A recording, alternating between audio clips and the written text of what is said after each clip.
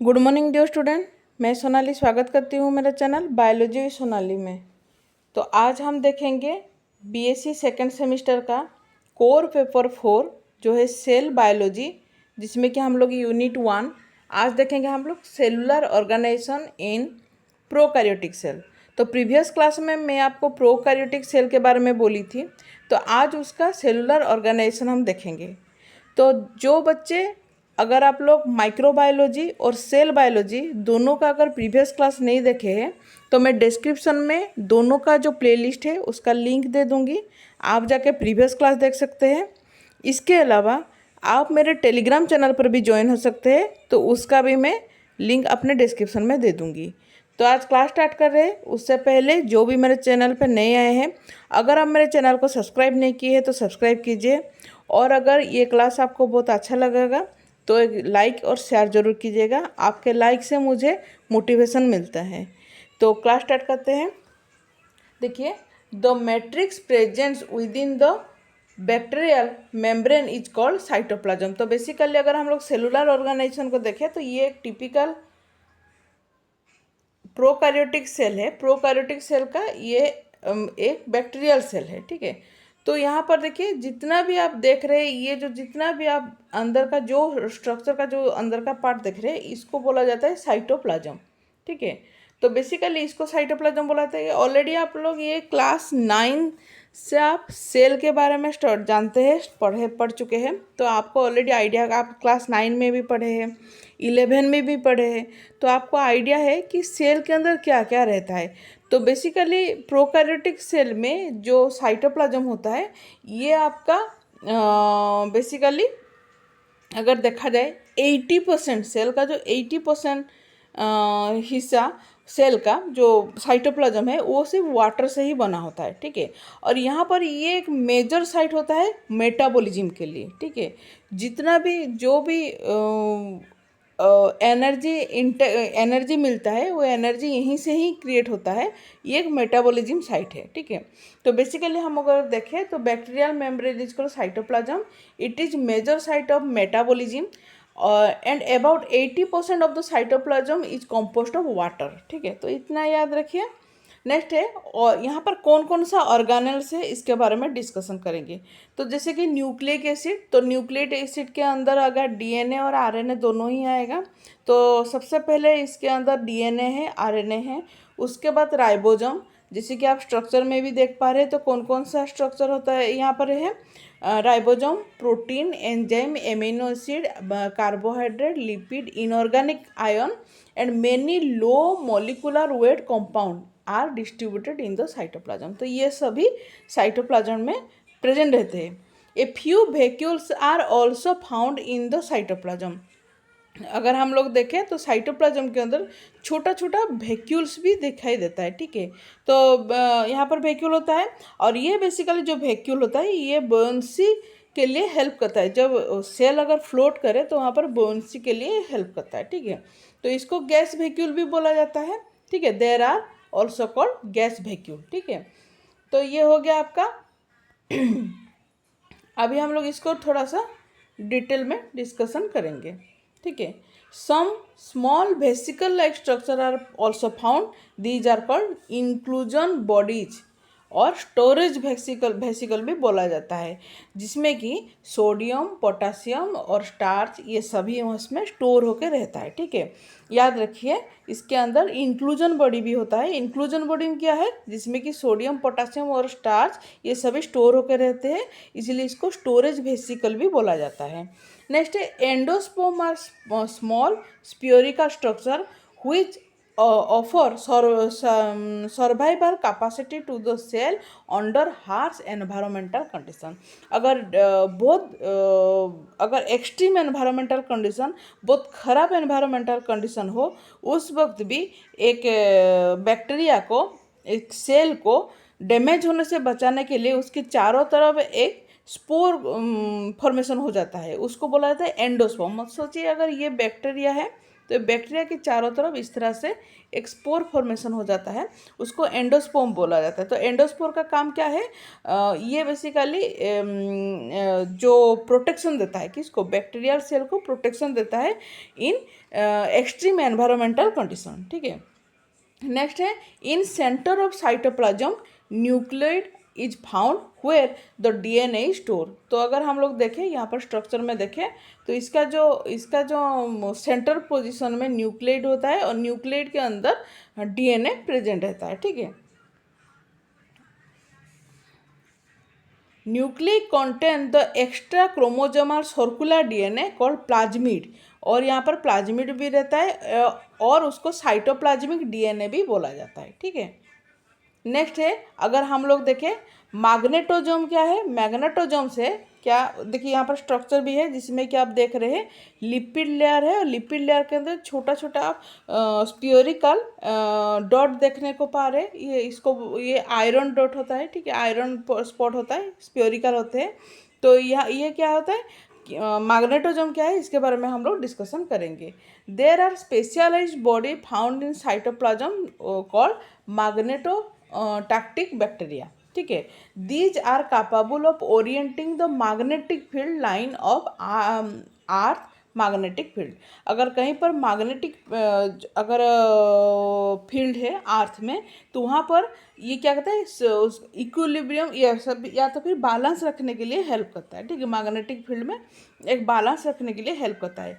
Example है aqua सिरिलम, ठीक है। एक्वा सिरिलम ये उसका एग्जाम्पल है, ठीक है। एक्वा सिरिलम मैग्नेटोटैक्टिकम, ठीक है, ये उसका एग्जाम्पल है। मैग्नेटोजोम क्या करता है? Are spherical with diameter ranging from 35 to 125 nm, ठीक है। It has a outer lipid layer coat and inner matrix. तो इसका जो आउटर लिपिड लेयर कोर यहाँ पर प्रेजेंट है और अंदर जो पार्ट है उसको मैट्रिक्स बोला जाता है। The matrix contain a chain of iron sphere. तो यहाँ पर आप देख रहे हैं ये जो अंदर के पार्ट में जो मैट्रिक है, मैट्रिक्स में क्या होता है? मैट्रिक्स में छोटा छोटा आयरन स्पियर है, ठीक है। Each sphere function as the tiny magnet. ये एक टीनी मैग्नेट की तरह काम करता है। तो अगर देखें तो ये आयरन को ये 3 फॉर्म में है, ठीक है। जो ये इसके अंदर जो आयरन होता है ये आयरन तीन फॉर्म में है।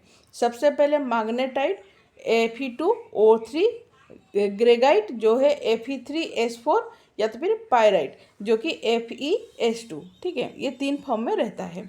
When bacteria are expose to magnetic field. तो इसका फंक्शन क्या है? जब अगर कोई बैक्टीरिया मैग्नेटिक फील्ड में एक्सपोज हो जाए तो magnetosome help in giving a wave like motion. तो वहाँ पर क्या होता है? मैग्नेटोजोम एक वेव लाइक फंक्शन क्रिएट करता है, जिसके मोशन क्रिएट करता है, ठीक है।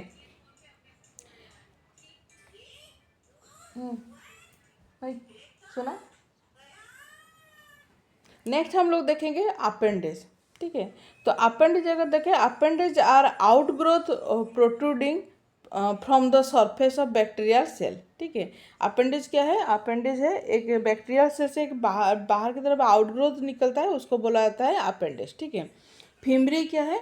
Fimbriae are very small slender tubule structure 3 to 10 mm diameter widely distributed in basically gram negative bacteria के अंदर दिखाई देता है। तो ये फिमरी का स्ट्रक्चर आप देख रहे हैं, ठीक है, जिसमें कि ट्यूबुलर स्ट्रक्चर, इस ट्यूबुलर स्ट्रक्चर है उसके अंदर एक हेलिक्स है। ये एक क्यूब जो कॉइल लाइक स्ट्रक्चर देख रहे हैं इसको हेलिक्स बोला जाता है, ठीक है।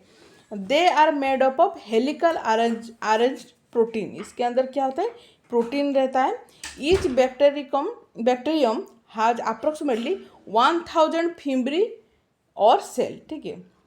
बेसिकली अगर देखें तो एक बैक्टीरिया के अंदर लगभग 1000 तक फिमरी या फिर सेल रह सकता है। अच्छा, फिमरी का फंक्शन क्या है? Fimbriae help in cell attachment that is in anchoring the cell to the host cell, these help in the virulent and cell movement such as gliding and jerking.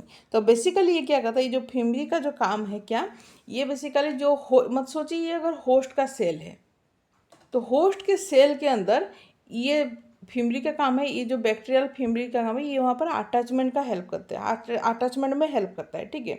तो इसीलिए ये बेसिकली वायरुलेंट के लिए help करता है। Virulent क्या है? Virulent का मतलब है, अगर सोचिए ये फिमरी अगर किसी होस्ट के बॉडी के अंदर अगर अटैच हो गया तो वहाँ पर क्या होगा, डिजीज क्रिएट करेगा। तो उसी डिजीज क्रिएशन को बोला जाता है वायरुलेंट, ठीक है। तो वायरुलेंट क्रिएट करता है, और उसके साथ साथ सेल में मूवमेंट भी होता है, जिस मूवमेंट को ग्लाइडिंग या फिर जर्किंग मूवमेंट भी बोला जाता है, ठीक है। नेक्स्ट है पीली। पीली क्या है? ये आप स्ट्रक्चर देख रहे हैं। Pili are slender hair like structure larger than fimbriae. Fimbriae से भी बहुत बड़ा होता है पीली, जो कि बैक्टीरियल सेल के अंदर रहता है। अगर आपको स्ट्रक्चर यहाँ पर मैं दिखाऊं,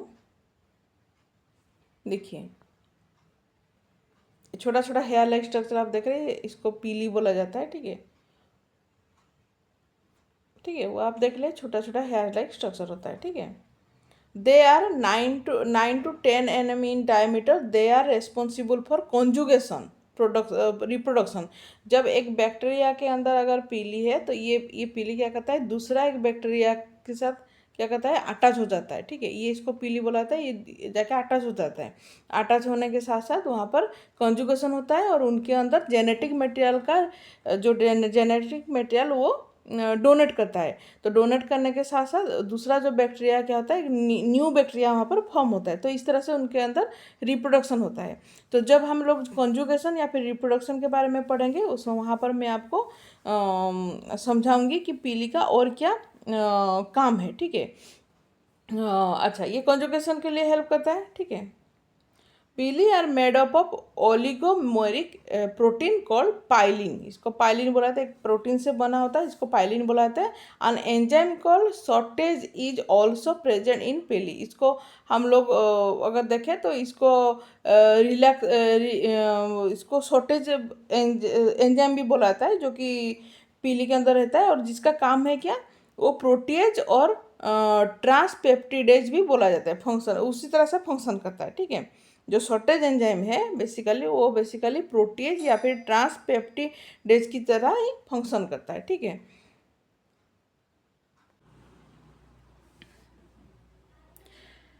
अगर नेक्स्ट देखें तो नेक्स्ट है इसका सेलुलर ऑर्गेनाइजेशन में, तो नेक्स्ट है फ्लाजेला, ठीक है। तो फ्लाजेला का आप स्ट्रक्चर यहाँ पर देख पा रहे हैं, इसको मैं और थोड़ा सा बड़ा कर देती हूँ। तो ये देख रहे हैं, ये है फ्लाजेला का स्ट्रक्चर, ठीक है। जहाँ पर कि नीचे की तरफ एक बासल बॉडी है, और बासल बॉडी के साथ साथ फ्लाजेला, और बासल बॉडी के अंदर जो अटैचमेंट है उसको फ्लाजेलल हुक भी बोला जाता है, ठीक है। और उस सबसे ऊपर एक कैपिंग होता है, कैपिंग प्रोटीन भी बोला जाता है उसको। और टोटल ये जो स्ट्रक्चर है, सभी स्ट्रक्चर को मिला के फ्लाजेलल फिलामेंट बोला जाता है, ठीक है। The flagellum is a thin outgrowth of about 15 to 20 nm long and 20 nm diameter. It move like whip and thread and facilitate locomotion. Basically एक जगह से दूसरे जगह को जो मूवमेंट होता है, या फिर उसको एक जगह से दूसरे जगह को जो अपना जो जगह चेंज करने को लोकोमोशन बोला जाता है, और फ्लाजेला लोकोमोशन में ही हेल्प करता है। It protected from deep interior of the cell by basal body. तो ये बासल बॉडी से क्या होता है, ये बाहर की तरफ इस तरह से निकला है, ठीक है। बासल बॉडी से ही ये निकला है। कहाँ से? डीप इंटीरियर पार्ट, कहाँ से? सेल का जो डीप इंटीरियर पार्ट है वहाँ से बासल बॉडी के थ्रू ये बाहर की तरफ निकला है। The body of the flagellum is called flagellar filament. जो ये इस पर्सन को फ्लाजेलल फिलामेंट बोला जाता है, ठीक है, जो कि बेसिकली एक प्रोटीन सब यूनिट से बना होता है, और इसी प्रोटीन सब यूनिट को फ्लाजेलिन भी बोला जाता है, ठीक है। इसको क्या बोला जाता है? फ्लाजेलिन भी बोला जाता है, ठीक है। The filament is link to the basal body through flagellar hook. और ये जो फिलामेंट है ये बासल बॉडी के साथ लिंक हुआ है, कैसे? थ्रू फ्लाजेलल हुक के थ्रू लिंक हुआ है। द प्रोटीन को capping protein is present on the tip of the flagellum. और सबसे ऊपर जो टिप है यहाँ पर कैपिंग प्रोटीन प्रेजेंट रहता है, ठीक है। ये एक तरह का प्रोटीन होता है, ठीक है। नेक्स्ट है, अगर हम लोग देखें the number and the distribution of flagella, अगर हम लोग देखें कि कितना नंबर है और उसका जो डिस्ट्रीब्यूशन है इसके अकॉर्डिंग भी बैक्टीरिया भी वेरी करता है। जैसे कि देखिए, अगर जो बैक्टीरिया का अगर सिंगल फ्लैजेला है, जैसे कि सबसे पहला वाला स्ट्रक्चर देख रहे हैं, एक ही फ्लैजेला है, ठीक है, जो एक ही पोल में एक ही फ्लैजेला है उसको मोनोट्राइचोस बोला जाता है, ठीक है। इसी तरह से अगर जो बैक्टीरिया का दोनों एंड में दो फ्लैजेला है, ठीक है, यहाँ पर भी एक फ्लैजेला है, यहाँ पर भी एक फ्लैजेला है, इसको बेसिकली आम्फी ट्राइचोस बोला जाता है। और जो बैक्टीरिया का देखिए tufted flagella at one end are called lophotrichous. Lophotrichous क्या है, एक तरफ बहुत सारे इस तरह से फ्लैजेला निकला हुआ है, इसको बोला जाता है लोफोट्राइचोस। और इसी तरह से अगर देखें कि टोटल बॉडी में चारों तरफ अगर डिस्ट्रीब्यूट हुआ है, यहाँ पर यहाँ पर यहाँ पर यहाँ पर चारों तरफ अगर डिस्ट्रीब्यूट हुआ है फ्लैजेला, उसको पेरीट्राइफोस बोला जाता है। जैसे कि देखिए, bacteria with flagella distributed throughout the outer surface of the cell are called peritrichous, ठीक है। तो इस तरह से फ्लैजेला का जो डिस्ट्रीब्यूशन और जो उसका जो नंबर, ये इसके अनुसार भी बैक्टीरिया को डिफरेंट पार्ट में डिवाइड किया गया है, ठीक है। तो नेक्स्ट क्लास में हम लोग यूकैरियोटिक सेल के बारे में डिस्कशन करेंगे। आज के लिए इतना ही। Thank you, bye bye.